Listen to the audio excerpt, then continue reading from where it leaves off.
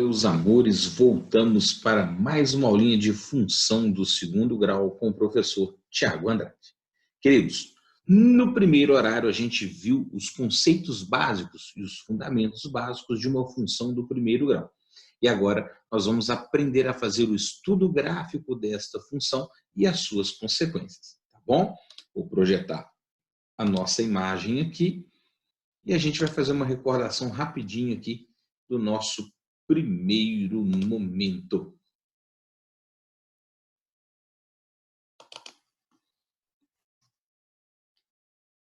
Então, queridos, este espetáculo de homem volta com o assunto função polinomial do segundo grau, parte 2, aquela que vem depois da parte 1. Queridos, fazendo uma recordação rápida aqui, a gente definiu que uma função do primeiro grau é toda função da forma f de x igual a x² mais bx mais c, onde a, b e c são os coeficientes, são números reais e o a tem que ser diferente de zero. E recordamos que o c tem que ser chamado de termo independente, ele é o único coeficiente que recebe um nome específico. Bom, depois a gente aprendeu a calcular o valor numérico. O valor numérico é o valor que o y vai assumir, ou que a função vai assumir, para um determinado valor de x. Fizemos duas funções com dois exemplos em cada um. Por exemplo, na primeira, o f de 2 me deu 0, e na segunda, o f de 1 me deu 7.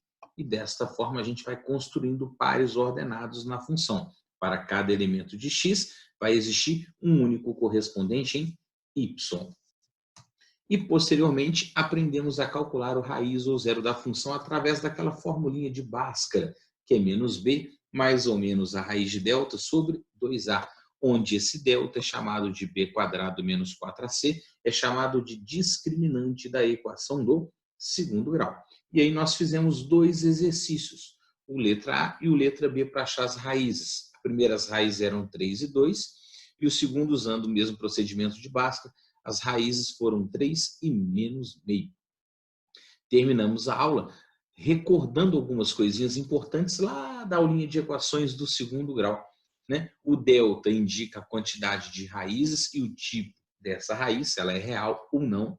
E enquanto que é muito importante a gente também recordar que a soma e o produto das raízes se relacionam com os coeficientes dessa forma. Soma das raízes menos b sobre a, produto das raízes c sobre a. Isso para qualquer que seja a função ax² mais bx mais c, ou seja, vulgo função do segundo grau ou função quadrática. Queridos, fazendo a nossa recordação aqui, você já está apto a entender agora como que nós vamos fazer o estudo gráfico da função do segundo grau ou o estudo do gráfico desta função. É lógico que quando se fala em gráfico de uma função do segundo grau, você aprendeu lá no ensino fundamental montar uma tabelinha, valores de x, valores de y, relacionar os pares ordenados e construir este gráfico.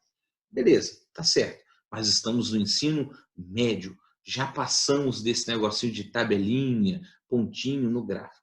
Eu preciso que você saiba que o gráfico de uma função do segundo grau vai ser representado por uma parábola. Parábola é aquela curvinha bonitinha, assim ou assim, onde esta parábola ela vai ser analisada a partir de 4 elementos ou 4 fatores importantes para a gente. Beleza? E nós vamos começar exatamente a entender quais são esses fatores e o que eles interferem lá na construção do gráfico. É óbvio que o primeiro fator a ser analisado é o coeficiente A. Lembrando que o A é aquele númerozinho que multiplica a variável x elevada ao quadrado. Esse coeficiente A, ele vai interferir na concavidade da parábola. Ele vai mostrar para a gente se a parábola vai ter a concavidade voltada para cima ou se a parábola vai ter a concavidade voltada para baixo, ou para cima ou para baixo. Queridos, quem vai mostrar isso é esse coeficiente A, porque ele indica exatamente essa posição. O Tiago está aqui te mostrando, olha para cá, olha. Quando A é positivo, a parábola está voltada para cima, ou seja, a sua concavidade está voltada para cima. Isso aqui vai ser o gráfico de uma função quando o A é positivo. Agora, Tiago, e se o A for negativo? Vai ser o contrário. A concavidade da parábola vai estar voltada para baixo. Olha só aqui essa curva aqui, ó. Então, cavidade para cima, A positivo. Concavidade voltada para baixo, o A é o quê? Negativo. Primeira coisa que é importante a gente entender é esse estudo do coeficiente A. Beleza? Então, para o coeficiente A, ele me diz a posição da concavidade. A positivo, concavidade para cima. A negativo, concavidade voltada para baixo. Guarda que isso é importante. Beleza? Coeficiente A está relacionando a concavidade da parábola. Beleza, queridos? Segundo fator que nós temos que analisar sempre, e esse é muito importante, é o estudo do delta e as suas raízes. Nós já sabemos que o delta, que é o chamado de discriminante da equação, ele indica quantas raízes essa função vai ter e quais os tipos dessas raízes. É evidente que quando eu calculo delta e acho as raízes, o parâmetro delta e raízes, que tem a mesma associação, vai interferir na construção do gráfico de acordo com esses desenhos que o Tiago colocou aqui. Vamos pegar aqui, olha, na primeira linha, o A é positivo. Então, como o A é positivo, em todas essas curvinhas aqui em cima, aqui, ó, eu vou ter a parábola voltada para cima. O que acontece? Na primeira situação, a curvinha está voltada para cima, porém apresenta duas raízes, x1 e x2. Quer dizer que se ele tem duas raízes reais, x1 e x2, e elas são diferentes, é porque o delta é o quê? Positivo. Lembrando, delta positivo apresentam duas raízes reais e diferentes. Concavidade voltada para cima, é essa situação. Agora, no caso do A positivo, cavidade voltada para cima, porém o delta é igual a zero, o que acontece se o delta é igual a zero? Se o delta é igual a zero, ele vai possuir duas raízes reais, porém elas serão iguais, ou uma raiz real dupla, x1 igual a x2, que está aqui. Então ele só vai ter uma raiz, ele vai tocar o eixo x apenas uma vez, ele vai tocar o eixo das abscissas uma única vez. Agora, Tiago, o que vai acontecer se o delta for negativo? Querido, se o delta for negativo, a curva ou a função do segundo grau não apresenta raízes reais. As raízes serão complexas e não reais. Nesse caso, quer dizer que a curva, que a parábola, não vai tocar o eixo x. Olha lá. Então, A positivo, cavidade voltada para cima, delta negativo, não toca o eixo x. Aqui é uma função que vai ser estritamente positiva, porque ela sempre vai ser positiva para qualquer valor de x. O mesmo acontece se eu fizesse o estudo do A negativo em função do delta, positivo, nulo ou negativo. Então vamos lá. A negativo, a gente tem que recordar que a parábola vai ter a concavidade voltada para baixo. Agora, se o delta é positivo, duas raízes. Coloca lá x1, x2, parábola voltada para baixo. Se o delta for igual a zero, vai ter uma única raiz, ela é chamada raiz dupla, x1 igual a x2. Então, ela vai tocar o eixo das abscissas ou o eixo x uma única vez. Nesse caso, parábola voltada para baixo, tocando o eixo x nessa raiz aqui, x1 igual a x2. É óbvio que se o delta for negativo, não existe raiz real. As raízes são complexas e não reais. Ou seja, nesse caso, a função vai ser totalmente negativa, porque ela não vai tocar o eixo x. Então, A negativo, com cavidade voltada para baixo, delta negativo não intercepta o eixo x. Ora, o delta, associando as raízes, vai mostrar onde a curva corta o eixo das abscissas. Se em 2 pontos, se em 1 ponto ou sem nenhum ponto. É para isso que serve o estudo do delta e é para isso que serve o estudo das raízes da função do segundo grau. Então, primeira coisa, analisar o A, a sua concavidade. A positivo voltado para cima, A negativo voltado para baixo. Segunda coisa, analisar se o delta é positivo, duas raízes. Se o delta é igual a zero, uma única raiz, ou se o delta é menor que zero, nenhuma raiz. Se vai tocar o eixo x em 2 pontos, em 1 ponto ou em nenhum ponto. Já dá uma ideia de como você está construindo o quê? O gráfico, sabendo que o gráfico da função de segundo grau é uma parábola. Ficou claro? Então já temos duas informações importantes. Terceira observação, e não menos importante, é o vértice da parábola. O vértice ele é tão importante que ele vai receber um estudo à parte daqui a pouquinho só dele, porque ele é muito importante. O vértice da parábola, querido, ele vai indicar o maior valor ou o menor valor da função. Lógico que esse vértice ele serve para limitar o meu conjunto imagem. A imagem mínima vai estar ali ou a imagem máxima vai estar ali. Quando eu falo em máximo ou mínimo é porque depende também da sua concavidade. Então vamos analisar aqui, olha só. Aqui na primeira imagem eu tenho um A positivo. Tiago, como é que você sabe que o A é positivo? O A é positivo porque a concavidade está voltada para cima. Repara que o vértice é esse pontinho aqui. Ó. Achou meu mouse aqui? Ó, pontinho. A função assume todos os valores acima do vértice. Porque se a cavidade está voltada para cima, o vértice da parábola indica um ponto mínimo. Então, esse pontinho aqui, que é o y do vértice aqui, ó, é o menor valor que a função assume. Então, se o a é positivo, eu vou achar o menor valor, ponto mínimo da função. A imagem, olha lá, estou destacando aqui, ó, é todo número maior ou igual que o y do vértice. Por isso que eu coloquei que a imagem é todo y pertencente aos reais, tal que o y é maior ou igual a y do vértice. Eu estou limitando ela aqui inferiormente. Aqui. Beleza? Agora, esse mesmo vértice, se o A for negativo, olha lá, se o A é negativo, a concavidade está voltada para onde? Para baixo.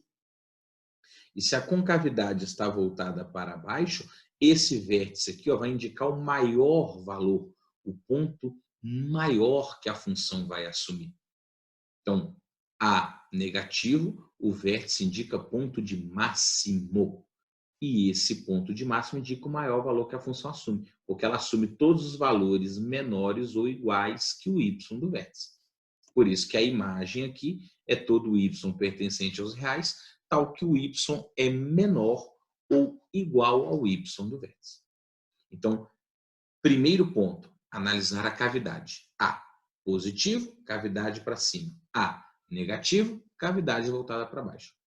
Segundo, entender se a função vai ter 2 pontos de interseção com x, um ponto de interseção com x ou nenhum ponto de interseção com x, analisando o delta e as raízes. E terceiro, analisar o vértice da parábola. Quem é esse vértice? Agora, para a gente descobrir como nós vamos identificar o par-ordenado vértice, o x do vértice e o y do vértice, nós faremos um estudo daqui a pouco à parte para ele. Por enquanto, eu quero que você entenda que ele limita o conjunto imagem, superior ou inferior. Então, ponto de máximo ou ponto de mínimo para esta função. Beleza, queridos? Quarto e último quesito que a gente pode analisar num gráfico para montar ele de forma prática é o coeficiente C. Querido, o coeficiente C, ele também foi chamado lá atrás, se você estiver recordando aí, de termo independente. Esse termo independente aqui, ele indica o ponto de interseção da parábola com o eixo das ordenadas, ou seja, com o eixo Y. Nesse caso aqui, o Thiago colocou um exemplo. Imagina que eu tenho uma função aqui, olha, 2x² menos 4x mais 1. Hipotético, exemplo hipotético. Repara que o 1 aqui ó, é o termo independente. Então, quer dizer que a parábola vai passar no eixo Y no ponto 0,1. Porque toda vez que o x for 0, o y vai ser 1. Olha lá. Porque esse termo independente aqui é 1 positivo. Então, se o x é 0, o y vale 1. Então, esse pontinho de interseção da curva com o eixo das ordenadas vai ser o coeficiente C. C positivo vai estar tocando aqui na parte de cima. Se o C for um número negativo, vai estar cortando o eixo Y na partezinha o quê? De baixo. É para isso que serve o ponto C.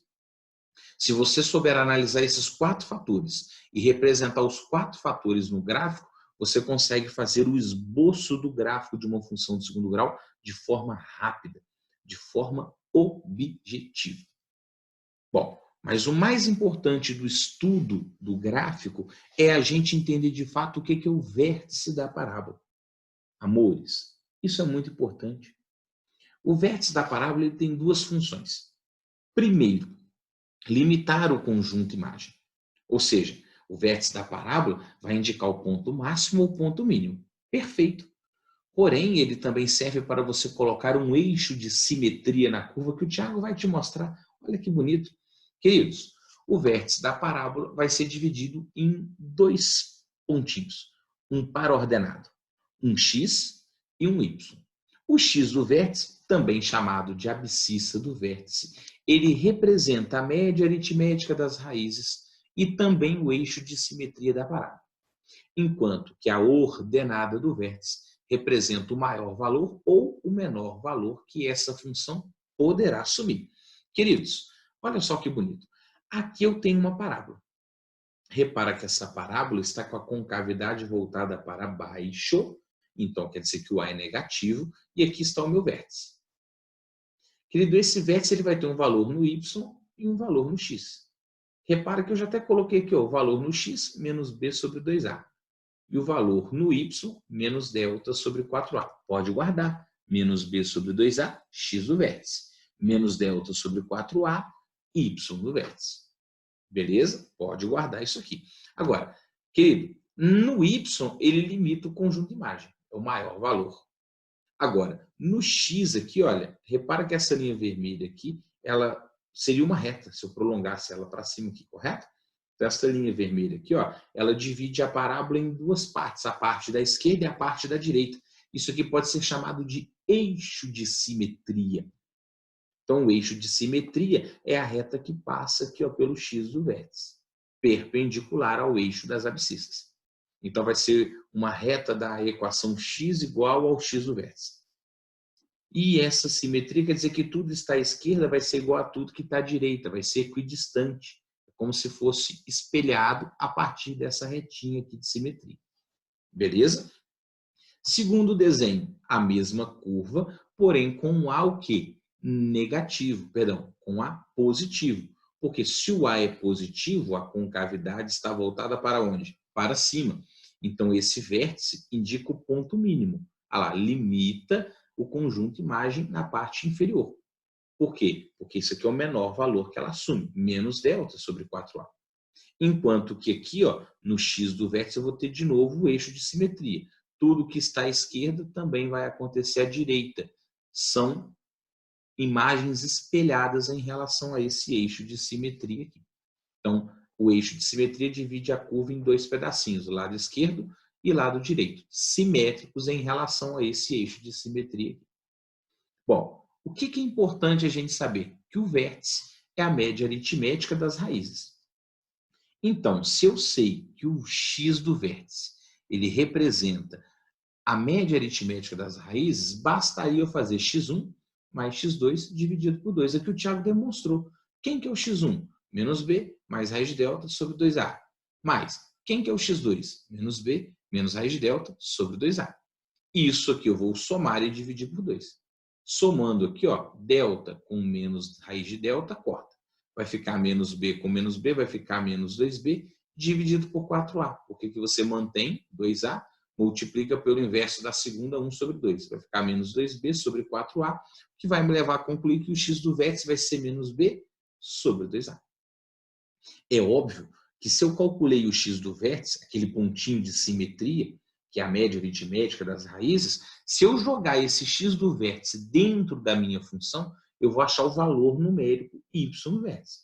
Então, o y do vértice vai ser a vezes o x do vértice ao quadrado, mais b vezes o x do vértice, mais c. Se no lugar do x do vértice eu coloco menos b sobre 2a, elevo ao quadrado e resolvo essa equação, eu vou chegar que o y do vértice vai ser b quadrado sobre 4a, menos b quadrado sobre 2a, mais c. Tirando o mínimo, o y do vértice vai ser b quadrado menos 2b quadrado mais 4ac sobre 4a. Repara que b quadrado menos 2b quadrado vai ficar menos b quadrado mais 4ac, que é o oposto do delta. O delta é b quadrado menos 4ac. Então, se eu coloco o menos em evidência, que vira delta, né? Então, o y do vértice vai ser menos delta sobre 4a. Amores, guarda isso. Você não tem que saber demonstrar, não. Tu tem que saber guardar. X do vértice menos b sobre 2a. E o y do vértice menos delta sobre 4a. Isso não cai, despenca. Tu tem que saber. X do vértice menos b sobre 2a e y do vértice menos delta sobre 4a. No nosso próximo videozinho, nós vamos aprender a resolver funções do segundo grau. Opa, e aí, neste modo, nós vamos entender como nós vamos manipular um exercício com x do vértice e com y do vértice. Entender quando vai ser pedido o x do vértice, vai ser o valor que torna o máximo, o valor que gera o máximo ou que gera o mínimo. E o y do vértice, que é o valor máximo ou valor mínimo nesse caso. Beleza? Nós vamos aprender numa aulinha aí que está por vir sobre a manipulação de um exercício de x do vértice e y do vértice. Beleza, queridos? Bom, para a gente terminar nossa aula, e que aula, nós vamos terminar fazendo o estudo do sinal de uma função do segundo grau. É óbvio que para analisar um gráfico, eu tenho que analisar aqueles 4 parâmetros. Coeficiente A, delta e as raízes, correto? E principalmente o delta e as raízes, entender a importância do coeficiente C, né? E analisar o vértice da parábola, que é o x do vértice menos b sobre 2a e y do vértice menos delta sobre 4a. Porém, de maneira prática, fazer o estudo do sinal consiste em determinar para quais os valores de x a sua função vai ser positiva, para quais valores de x ela vai ser negativa, ou para quais valores de x a sua função vai ser nula, zero. É óbvio que para analisar o estudo do sinal, basta a gente analisar o gráfico da função em relação ao eixo x, ou seja, em relação ao eixo das abscissas.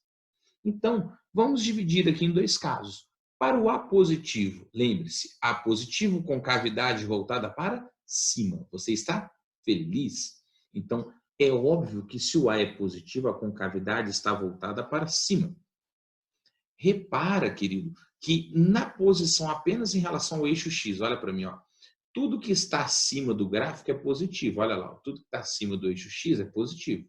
Então, antes da primeira raiz, positivo, e após a segunda raiz, também o quê? Positivo. Porém, observe, repare que entre as raízes, a função está na parte de baixo do gráfico, em relação ao eixo X. Então, aqui se está na parte de baixo, aqui vai ser o quê? Negativo. Repara que positivo é fora das raízes. Repara que negativo é dentro das raízes. Isso se o meu A for positivo e a parábola estiver com a cavidade voltada para cima. Tiago, como que seria o estudo do sinal se o A fosse negativo? Seria exatamente o contrário. Olha só, se o A for negativo, amores, a parábola vai estar voltada para baixo. Então, nós vamos imaginar aqui 2 raízes, correto? Imaginando que o delta também, né, está sendo positivo. E que se o A é negativo, a parábola está voltada para baixo, passando aqui nas 2 raízes. Agora, perceba aqui, ó, que a esquerda da primeira raiz é negativa e que a direita da segunda raiz é negativa. Porém, entre as raízes, a curva está na parte de cima. E se a curva está na parte de cima, quer dizer que ali a minha função vai ser o quê? Positiva. Então, entre as raízes, a função seria positiva. E fora das raízes, a minha função seria o quê? Negativa. É óbvio que se eu juntar as 2 imagens e comparar com o sinal de A, eu chego num resuminho. E, de forma geral, eu posso analisar apenas pelo eixo X, colocando as 2 raízes. Então, tem o eixo X, coloquei x1, x2.